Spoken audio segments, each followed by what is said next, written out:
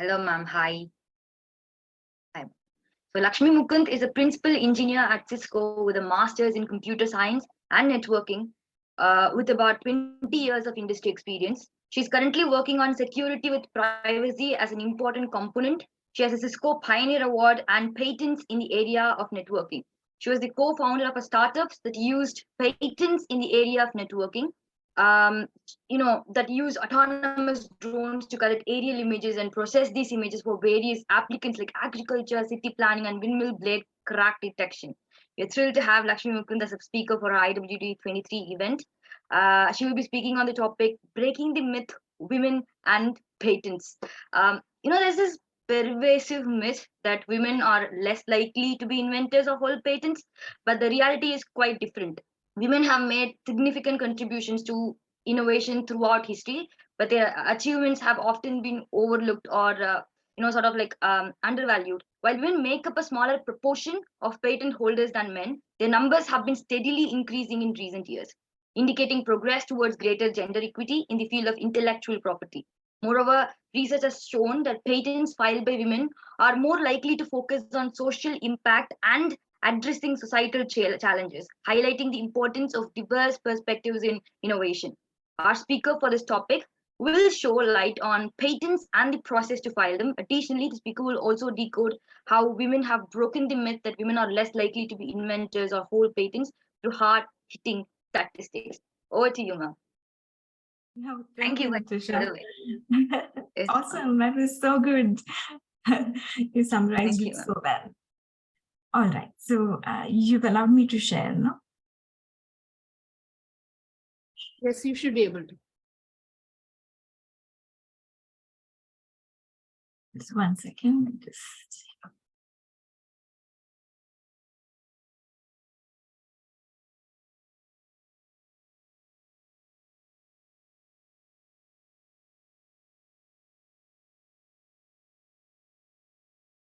Can you see this? Yeah. Yes, it's complete. All right. I know the topic is, breaking the myth of patents and women and all of that. But I think before that, we need to understand what a patent is and, the process of how you can file it, right? And then we get on to women's contribution to this world of patents, right? So just to break the ice, this is actually like an idea that where, you keep missing your glasses, right? So this one, this idea is actually about screwing them into your nose directly. You can just put a screw through this thing and you can fix it, right?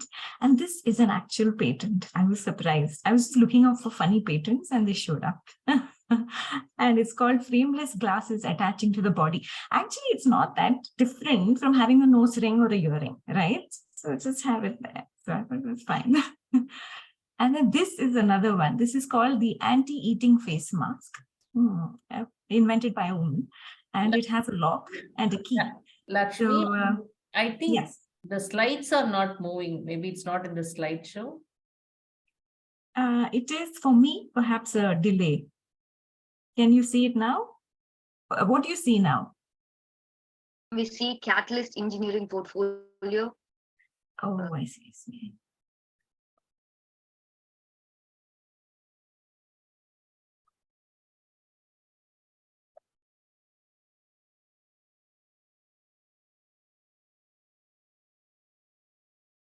One second.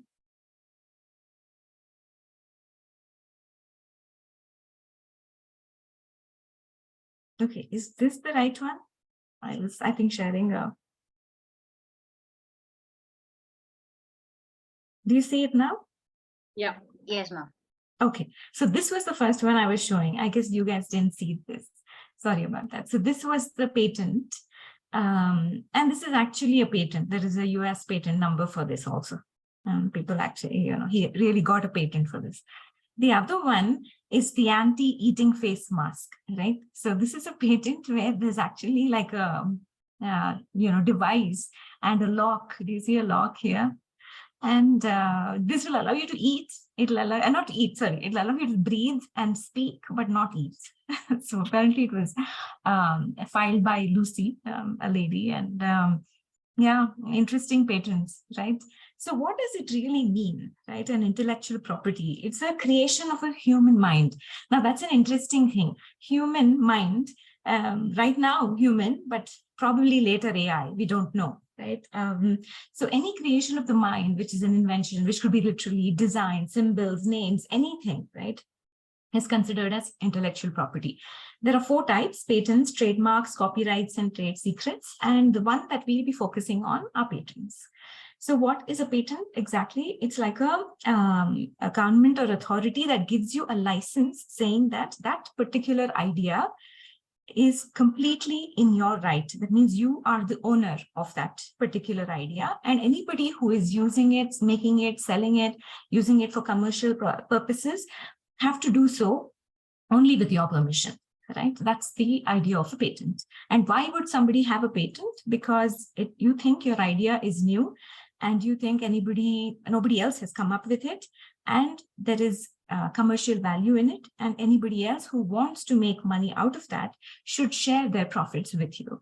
Right? This is an individual patent. But suppose you're in a corporate, of course, because when you join, you sign something called a NDA, or you sign everything that all your intellectual property belongs to the corporate. So at that point in time, the corporate use these individual patents as kind of a defense mechanism. So for example, there is company A, which has a number of patents, and B has some. And if they see that A is infringing on some, then B will use it as a protection, defense, saying that I will use so many of your patents, you use so many of mine. So it's like a negotiation. Okay. Now, what exactly is infringement? How do you know that somebody is using your patent?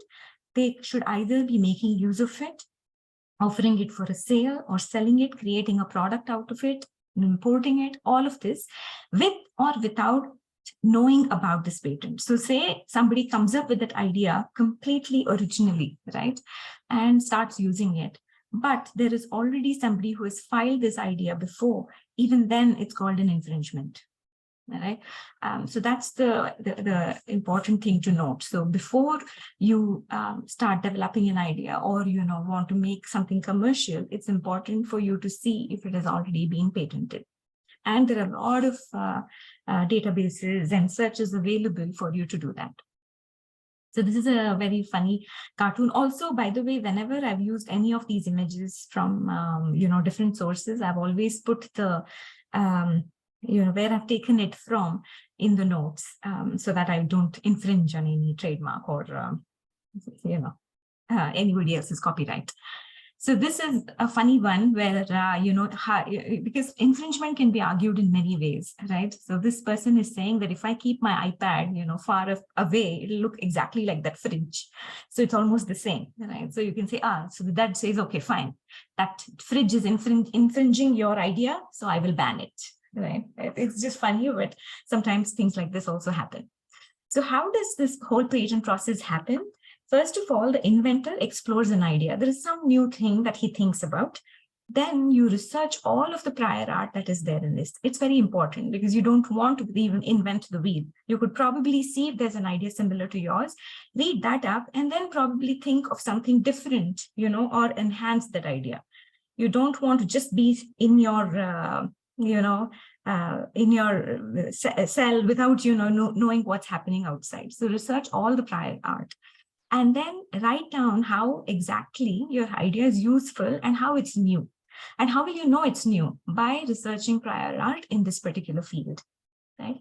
And one very important thing, which I will allude to later also, is write down how your idea can be detected. That means if somebody is using your patent, you should know whether they're using it. It should be easy to find out so that you can go and tell them, hey, you're using my patent, you need to share your profits with me, right? And then writing in as much detail as you can. So the more detail you go, you kind of know whether your patent is really making sense or not. And typically, if you're in a corporate, you'll have a review committee which will go over the patent and give you suggestions and things like that. Otherwise, you can have a peer review with your friends if you're filing an individual patent. Now, once you do that, you have a patent attorney who will look through this whole document and translate it into a legal language. And then they will send that document to you and you have to look at it and see if it makes sense. It's very tough. It's a huge document. It's a lot of detail and a lot of technical and legal terms, but it's a good experience, you know, to go through that. So once you do that and say they are okay, then he presents it to the patent office. So the patent office then examines it and says, you know, whether this patent is viable or not, and then issues or rejects the patent. Right, just like any other startup or whatever ideas, patents also is a very, very low success rate. You file 10, you might get 1, or, you know. So, but the whole point is not to give up. And one interesting thing in the patent, I want to say in the patent office, is there used to be one person who used to be in the patent office, you know, looking at patents, approving and disapproving, you know, rejecting. And one such person was Albert Einstein. So he used to work in the patent office for a very long time. We hope all the patent officers are not, you know, of his IQ level, but yeah, that's that. So now, how do I know if my idea is patentable or not, right? The same person might tell you today it is, and tomorrow you might say, oh, well, yes, maybe, maybe not. It's very tough. It's very, very difficult. Because it takes a lot of work, even for the patent officer, to come to a conclusion of whether to say that this is a novel idea or not. So what are the different types of patent? One is like a utility patent, right? If you look at the definition, anything useful, any process, any method, any new composition of a metal, or anything like this, right? Anything that you want to maybe improve the process, all of that. It's a very generic and a, you know, wide statement if you look at it. So that is a utility patent. A design patent is everything to do with appearance. Utility is more about the function, design is more about the, you know, the appearance of it. And then a plant patent is usually for, you know, about plants and whether they, you know, different kind of plants, for example. One thing that I will tell you, one example of a plant patent is the turmeric patent. It was filed by 2 professors, I think Indian, in an American university, patenting the medicinal properties of turmeric, right? And of course, India made like a big deal out of it, and they actually overturned that patent. So that patent doesn't exist anymore. But there is still a patent that is there for neem today. And yeah, so that has not been overturned. So what makes something patentable? The usefulness of it, right? You can patent a time machine, yes, but you have to prove it works. That means it has to be useful to somebody. Somebody has to actually go back in time, do some changes, and make the world a better place to live in, perhaps, right? Then, yes, it's patentable. And then it has to be novel. Novel means it has to be new. But, for example, there was one patent that was given. For example, if you have a shoe and you want to make it like a air-conditioned shoe, and you power it with this step, you know, when you're walking, you power it with your steps, right? Now that is putting together many things together. And this is very patentable, for example. And it has to be non-obvious. Now, this is also, you know, kind of iffy because, for example, we used to have the video recorder that would record only video. And then we used to have the audio recorder, right? Voice recorder. Now there is this guy, I think his name was Jerome Lemonson. He came up with a camcorder that just combined these 2 ideas, but he got a patent for it, right? You would think it's an obvious thing. So sometimes non-obvious is not truly a criteria, but, you know, it's listed in the legal documents as one of them. And like I told you about detectability, if you have a patent that nobody can find out and it's somewhere hidden in the depths, then, I mean, how can you go and tell somebody that you are using my patent at all, right? So that also is extremely important when you want to commercialize your patent. So these are like, you know, the most important things you have to remember when you're coming up with an idea. Now, what I would like to do is explore this particular patent in detail. Just once, I don't know if I'm sharing the whole screen. Let me stop and share it one second. Please interrupt me, you know, anytime you want for any questions. I don't get, I mean, I'm perfectly okay to entertain questions in the middle at any point in time. Sure, ma'am. Thank you. Thank you.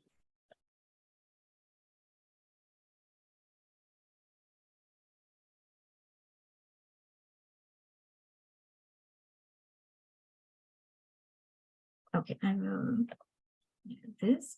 Let's look at this, right?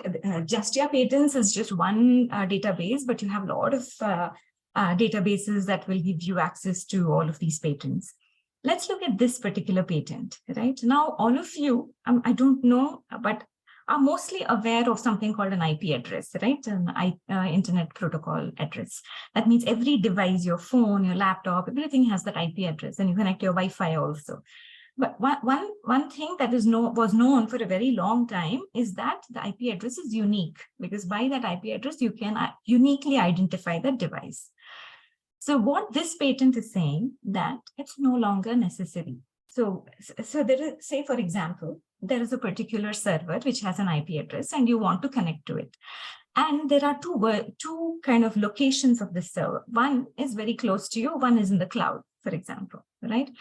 This kind of is in the terms of fog networking. I mean, for computing, where the computer is as close to you as possible. So that maybe there is a small server which is sitting there. Say you wanted to do some AI analytics of images from your camera, which is coming out of your house, you know.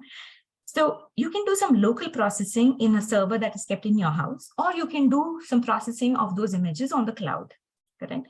And based on how complex you want this processing to be, you can send those images either to your application in the house or application in the cloud.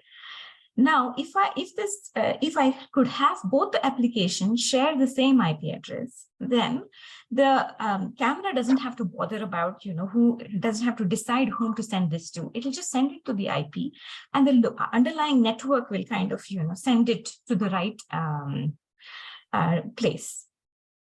So this particular thing about IP address not being unique anymore is something that's a novel idea, and it is patentable, and it is something that is different, and it is detectable, because now in a scenario you could very easily detect if there were two applications which have the same IP address, right? And it's useful because the endpoint doesn't have to figure out whom to send the information, you know, whom to connect to. You just connect to one IP and automatically you're connected to the right one.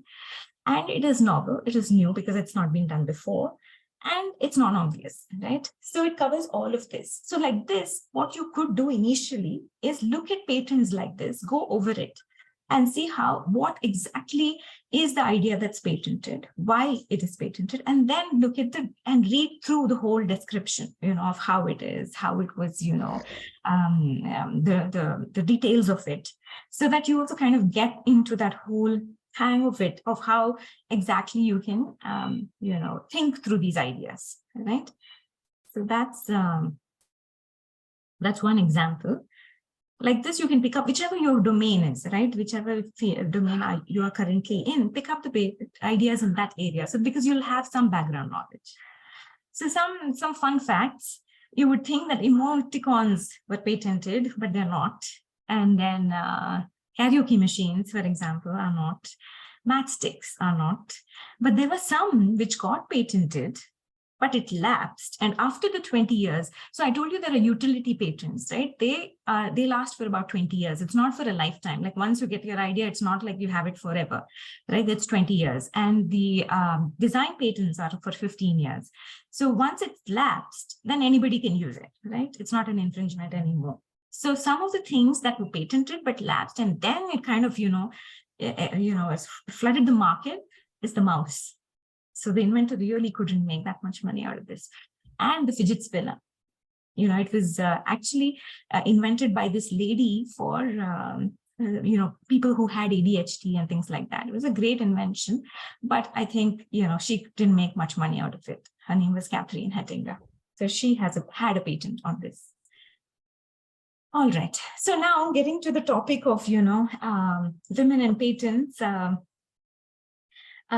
I don't know if the audience wants to do this, but I thought I'll just ask, if you want, you can respond on the chat.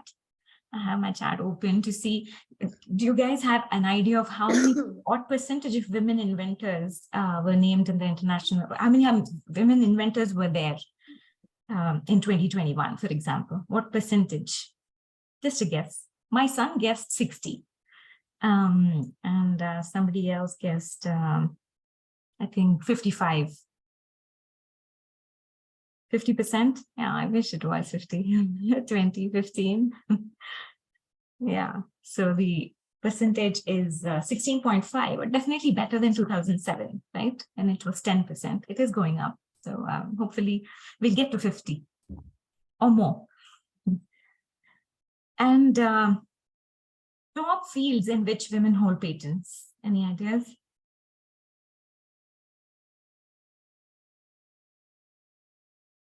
Apparently, it's in biotechnology, food chemistry, and pharma, medicine.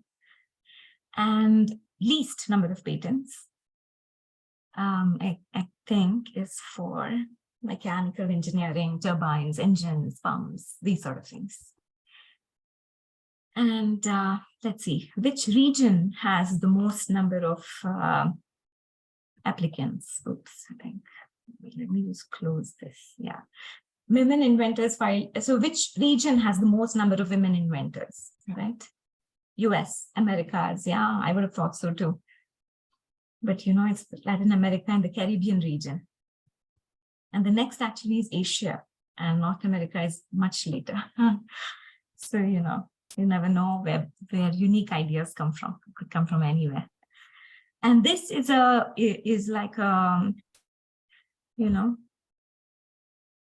this is how the women inventors are across different countries. How to read this is, it says that maybe 20 or more than 25% of people in Spain who file patents are women.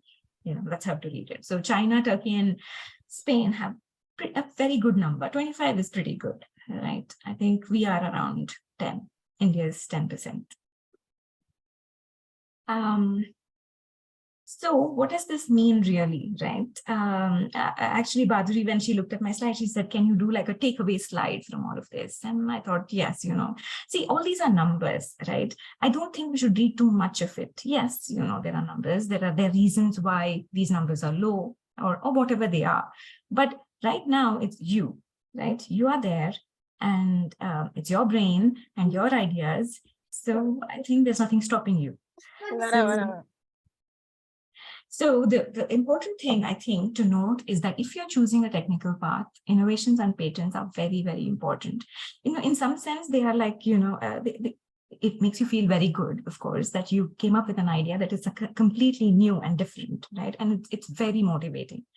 So it's great to like think of these ideas and at least try to file them and see where you stand, correct? And keep improving. It's not that at the first go you might get it, but, you know, just keep trying. And it just helps you think better, you know, if not anything else. I love this line from this Nature article, which says, the brain is no more gendered than the liver or the kidneys or the heart, right? And if we can transplant anything between men and women, I don't think the brain is any male or female, right? So there is no myth about women filing lesser number or more or anything. It is just the individual. You want to do it, you can do it. That's the whole point. And it's not easy, right? Originating an idea, deliberating it, structuring, document, it's a lot of work. It's a lot of grit. It's a lot of persistence and perseverance.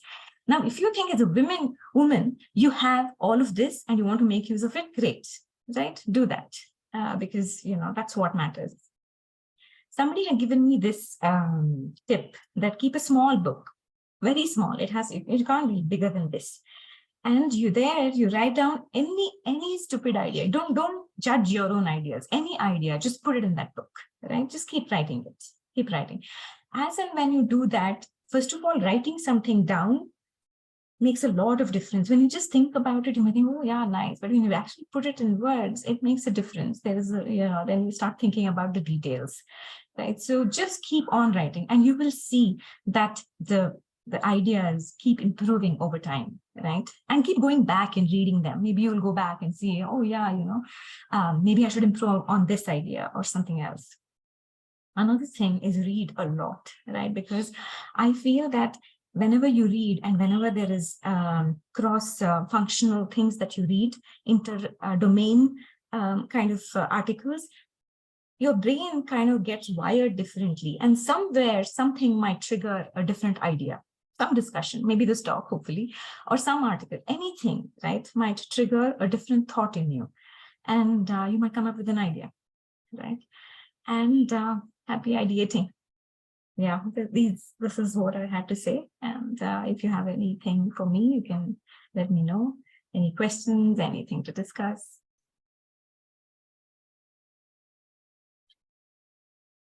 Any questions from the participants, Deepa? I think so there's one question. So is there a way like is there a like any community or anything or any kind of a, because this needs some level of external support, right? Also not Correct. just internal support. Is there Yeah. anything available which you want to tell us that which might help? Typically, what happens is that if you're filing in a corporate, like I said, there is already like a review committee that will help you. But suppose there is not, then if you look at the patent, the author's names are visible in any patent that you see. So it is very, very easy to approach them and say that you're doing something in this work. Will you be able to help review or, you know, come up like that? So that's the best approach. Otherwise, externally, there is no like you know, community or something that you know does this ongoingly. No. Thanks, Laxmi. And a good place is a lot of these conferences where a lot of these papers are published, right? And you take a look at that and see if there is something that you want to either, of course, if you want to publish a paper, that's the best option, right? That means you're coming up with an idea and giving out to the public so that everybody can use it. Of course, that's a given. That's the best. But say you want to protect it, you know, it's okay to do that. Then also that's an option. Over to you, Babu. Thanks. Awesome. I think I love this call to action, especially the last bundle. Okay, it is not that we have to be really wired differently, okay, to start finding a pattern. If you read a lot of things, okay, and you see a lot of problems around us, I think there is a possibility that we can think of a solution and go after pattern for it. Okay, that's a revelation for me. So it appears very simple, but I think it has triggered me. Hey, thanks a lot, Laxmi. I think I always thought that number one, going by all of the statistics, the Americas is probably the number one in patenting. Surprised to see that's not the case. It's Latin America and Caribbean, which is really, really encouraging to see. That's a good one too. Absolutely. So, hey, thanks so much for a lot of these data points, information, and making it simple. Okay, that it's not a big deal to go after patents. It's No. and it is It's a a very lot of fun. It is a lot of fun. Yes, it's frustrating, but once you get it, the feeling is just amazing, like the euphoria. but think of it as fun, then I think it's possible. Thank you for breaking that myth, Laxmi. It's awesome to have Thank you you. and to have this Thank you so much. shared with us. Thank you so much. Thank you, Baduri and Deepa, for inviting me. Thanks. It's a pleasure. Thank you. Over to Trisha for the next segment.